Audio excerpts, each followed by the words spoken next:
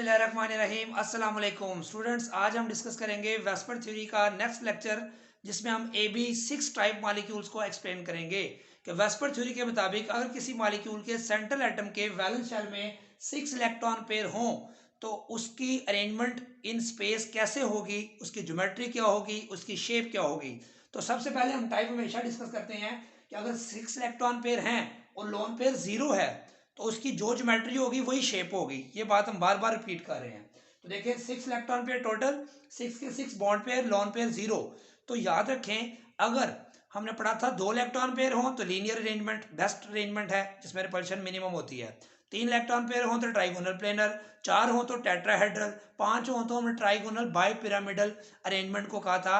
ये best possible arrangement है electron pairs की वैलेंस शेल में, जहां मिनिमम रिपल्शन और स्टेबिलिटी मैक्सिमम होती है। अब जब 6 इलेक्ट्रॉन पेयर हो जाएंगे तो फिर कौन सी स्टेबल अरेंजमेंट हो सकती है। तो ये देखें हमारे पास एक अरेंजमेंट है जिसमें जैसे ट्राइगोनल प्लेनर था तो 3 कॉर्नर थे और 120 के एंगल पे थे। अब ये 4 हैं, इसको बोलते हैं स्क्वायर प्लेनर, यानी कि देखिए इनमें 90 का एंगल है, सारे 90 के एंगल पे हैं, इसको बोलते हैं स्क्वायर प्लेनर। अब स्क्वायर प्लेनर के ऊपर आपने एक परपेंडिकुलर लगा देना है ऐसे। ये देखिए ऊपर ये स्क्वायर प्लेनर है AB4, उसके ऊपर बी, ये समझ ले एक और बी लगा दिया है और ये परपेंडिकुलर एक और नीचे लगा दिया। जैसे हमने ट्राइगोनल प्लेनर लिया था और ट्राइगोनल प्लेनर के ऊपर एक परपेंडिकुलर लगाया था और एक नीचे परपेंडिकुलर लगाया था। ये स्ट्रक्चर मैंने आपको दिखाया था, आपको याद होगा। ये ट्राइगोनल प्लेनर है, ये एक परपेंडिकुलर ऊपर लगाया था और एक ये परपेंडिकुलर नीचे लगाया था। यहाँ पे आप देखते हैं ये मॉडल अब यहाँ पे अवेलेबल है मेरे पास। ये जो है स्क्वायर प्लेनर था, आप देख सकते हैं ये स्क्वायर प्लेनर आपको 4 नजर आ रहे हैं, बी देखिए 4 बी नजर आ रहे हैं। ये परपेंडिकुलर ऊपर और ये परपेंडिकुलर नीचे है, जो ऐसे करूंगा तो आपको नजर आएगा।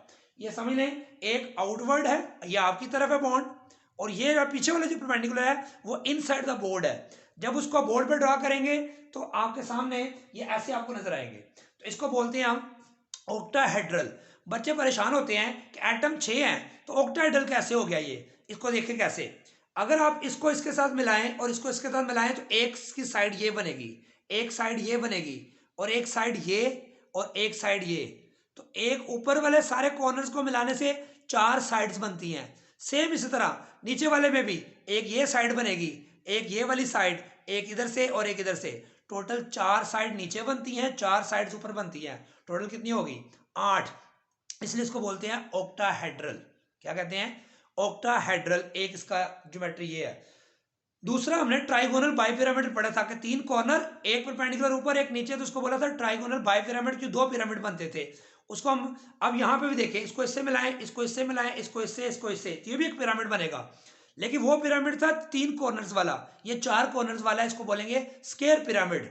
और ऊपर भी बनता है नीचे भी बनता है, तो उसको बोला था ट्राइगोनल बाइपिरामिड, क्योंकि उसके भी 3 कॉर्नर्स थे, एक पिरामिड ऊपर बनता था एक नीचे बनता था, तो हमने कहा था ट्राइगोनल बाई पिरामिड। ये स्क्वायर है, स्क्वायर प्लेनर है, एक पिरामिड ऊपर की तरफ मिलाए तो बनता है, एक नीचे की तरफ मिलाए तो बनता है, तो इसको बोलेंगे square bi pyramidal. Square bi pyramidal भी कहेंगे इसको हम, यहाँ पे ऑक्टाहेड्रल भी कहते हैं और इसको स्क्वायर बाई पिरामिडल भी कहते हैं। ये ज्योमेट्री अगले टॉपिक है, इसको यहाँ पे कॉन्सेंट्रेट करें। इसको क्या बोलते हैं? स्क्वायर बाई पिरामिडल या ऑक्टाहेड्रल। इसकी ज्योमेट्री भी वही होगी और शेप भी सेम होगी। वजह क्या थी? हमने कहा था कि अगर लोन पेयर 0 हो तो ज्योमेट्री और शेप सेम होती है। तो स्क्वायर बाई पिरामिडल, ऑक्टाहेड्रल दोनों इसके नाम हैं। और इसकी एग्जांपल आपके सामने लिखी हुई है, SF6, PbCl 6-2, PCl 6-।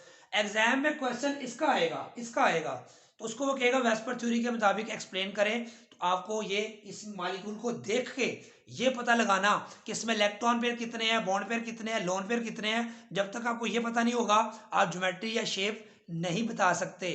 इसलिए इस चीज को कि किसमें इलेक्ट्रॉन पेयर कितने हैं, बॉन्ड पेयर कितने हैं, लोन पेयर कितने हैं, इसके लिए मैंने आपको पिछले लेक्चर में बताया था कि वीडियो टाइप करें how to find electron pair, bond pair, lone pair in VSEPR theory by Aziz Atif. मैंने उसमें 30 से 35 मॉलिक्यूल्स या आयंस की इलेक्ट्रॉन पेयर, बॉन्ड पेयर निकालने की प्रैक्टिस करवाई है। जब वो सीख लेंगे तो आप एक्सपर्ट हो जाएंगे। कोई भी मॉलिक्यूल आए आप देख के बता सकते हैं विद इन सेकंड्स कि इसमें लोन पेयर, बॉन्ड पेयर और इलेक्ट्रॉन पेयर कितने हैं। उससे फिर ज्योमेट्री, और क्योंकि ज्योमेट्री का पता लगता है इलेक्ट्रॉन पेयर से, फिर उसके बॉन्ड पेयर पता चल जाए तो आप शेप भी बता सकते हैं। इसलिए वो जानना आपके लिए बहुत जरूरी है, वो वीडियो आपने जरूर सुननी है। अब हम बात करते हैं सेकंड टाइप इसकी, कि 6 इलेक्ट्रॉन पेयर हैं लेकिन बॉन्ड पेयर 5 हो गए हैं, एक लोन पेयर आया। तो जब एक लोन पेयर आता है तो आपको पता है ज्योमेट्री तो वही रहती है, ज्योमेट्री इसकी भी वही होगी, ऑक्टाहेड्रल स्क्वायर बाई पिरामिडल, लेकिन शेप इसकी सेम नहीं होगी। शेप क्यों नहीं सेम होगी? कि लोन पेयर को हम शेप में शामिल नहीं करते। जब इसको शामिल नहीं करेंगे तो देखें, अगर मैं फर्ज करें ये था, अब मैं इसको अगर ऊपर से उतार लेता हूं, मतलब लोन पेयर को शामिल ही नहीं करना, तो एक पिरामिडल ऊपर वाला खत्म हो गया, अब पिरामिडल एक ही बचा। इसको ऐसे कहेंगे, ऐसे मिलाएंगे। तो पहले था स्क्वायर बाई पिरामिडल, जब ये भी ऊपर था, 2 पिरामिडल बनते थे। अब एक लोन पेयर आ गया, इसको हम लोन पेयर को शामिल नहीं करना शेप में, तो ये बॉन्ड पेयर को सिर्फ शामिल करना है, तो ये बन जाएगा स्क्वायर पिरामिडल। क्या बनेगा? Square pyramidal. इसकी एग्जांपल क्या होगी? IF5, BRF5, SbCl 5-2। इसके बाद हम डिस्कस करते हैं कि अगर हमारे पास 4 बॉन्ड पेयर 2 लोन पेयर आ जाए, तो उसमें 6 इलेक्ट्रॉन पेयर है, 4 बॉन्ड पेयर है, 2 लोन पेयर है, और वो 2 लोन पेयर किस पोजीशन पे जाएंगे? इसमें भी याद रखें, एक्सियल पोजीशन पे जो है बॉन्ड पेयर लोन पेयर जो है वो ज्यादा स्टेबल फील होगा as compare to this position. अब यहाँ पे आए, दोनों लोन पेयर अब आ गए हैं, तो एक ऊपर जो था पिरामिडल हमने खत्म कर दिया लोन पेयर की वजह से। अब मैं ये लोन पेयर भी, ये बॉन्ड पेयर भी खत्म करके इसकी जगह भी लोन पेयर आ गया, तो आपके पास ये स्ट्रक्चर खाली क्या रह गया? स्क्वायर प्लेनर रह गया। क्योंकि पिरामिडल किस वजह से था? इसकी वजह से, और इसकी वजह से पिरामिडल था बाई पिरामिडल। जब एक लोन पेयर आया, हमने ये कहा ये स्क्वायर पिरामिड हो गया, एक पिरामिड गायब हो गया। दूसरा लोन पेयर आया, तो ये लोन पेयर भी शेप में शामिल नहीं होगा, तो इसकी शेप क्या बन जाएगी? Square planar. क्या बन जाएगी?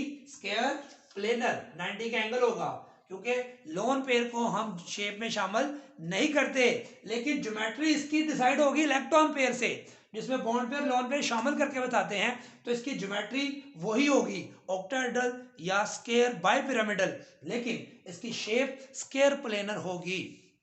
कोई मुश्किल बात इसमें नहीं है। ये हमने AB6 टाइप कंप्लीट कर लिया। इसकी 3 टाइप्स हैं, मोस्ट इंपॉर्टेंट है, अगर 6 के 6 इलेक्ट्रॉन पेयर हो तो कौन सी ज्योमेट्री होगी? ऑक्टाहेड्रल, और शेप भी ऑक्टाहेड्रल। अगर एक लोन पेयर आ जाए तो क्या करेंगे? स्क्वायर पिरामिडल शेप हो जाएगी, ज्योमेट्री वही रहेगी।